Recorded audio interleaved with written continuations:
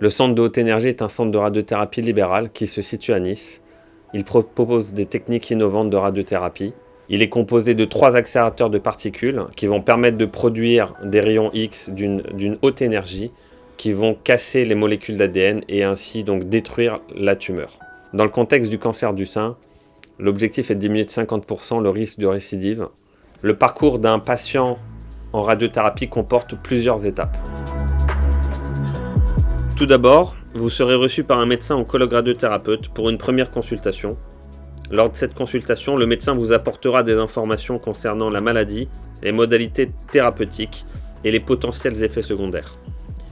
Le médecin ne manquera pas d'aborder le sujet des soins de support. Suite à cette consultation médicale, vous serez attendu au scanner dosimétrique dit de centrage qui permettra en fait de préparer le plan d'irradiation. Le scanner dosimétrique est réalisé par un manipulateur en électroradiologie médicale. L'objectif de ce scanner dosimétrique est de définir votre position tout au long de votre traitement. Lors du scanner dosimétrique, des contentions seront utilisées afin de maintenir une position fixe pendant votre traitement. Des repères pourront également être effectués, tatouage ou feutre.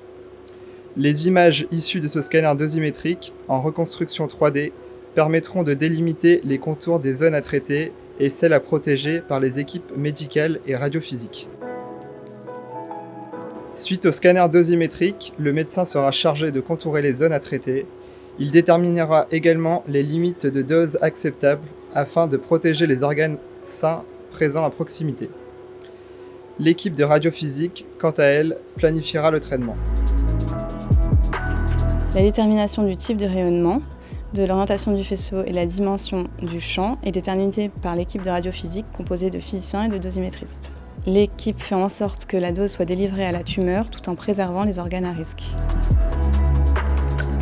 Durant cette période, votre présence est inutile. Néanmoins, le CHE programme un rendez-vous de consultation d'annonce avec une manipulatrice en électroradiologie ou une psycho-oncologue.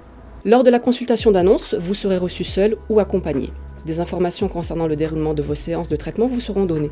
Les effets secondaires relatifs au traitement oncologique sont abordés. Nous vous fournirons aussi des livrets d'informations complémentaires.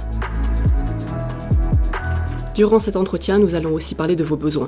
Ceux-ci seront entendus et les soins de support adaptés et personnalisés vous seront proposés. À l'issue de cette consultation, votre rendez-vous de mise en place vous sera communiqué. La mise en place correspond à une séance à blanc sous l'appareil de traitement. Vous serez positionné de la même manière que lors du scanner dosimétrique. Le but de cette séance est de contrôler que les images de contrôle prises sur l'accélérateur correspondent bien à celles prévues en dosimétrie. Une validation médicale est nécessaire. Avant tout début de traitement, un contrôle qualité est effectué sur la machine afin de s'assurer du bon paramétrage de celle-ci. Une fois que tous les paramètres ont été vérifiés, le traitement peut commencer. Pendant la séance de traitement, vous restez sous la surveillance des manipulateurs qui s'assurent du bon déroulement de la séance via un interphone et une caméra vidéo. Les rayonnements ionisants ne se voient pas. Seule la machine tourne autour de vous sans jamais vous toucher. Elle émet également quelques bruits. Le temps d'irradiation est de très courte durée. Une séance de traitement dure environ 15 minutes. Les patients sont revus 1 mois après la fin de la radiothérapie pour vérifier qu'il n'y a pas d'effets secondaires